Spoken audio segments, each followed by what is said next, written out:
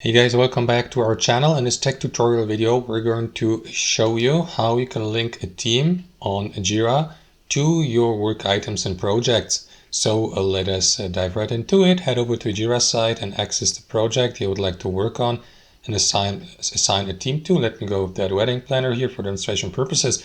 So it's just optional, guys, but I prefer the all work view here because it gives me a better overview of all ongoing or past work items within the project. So you can assign teams to each of your work items or issues. Simply click into the given work item or issue by clicking into its key here. So let me go with this one here to access its customization window. So what you want to do next, guys, is head over to that list of detailed or fields here to the right, and one field will be that one here, team.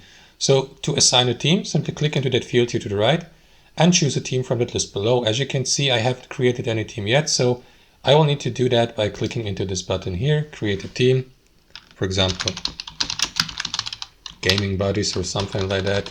Sorry for the typo.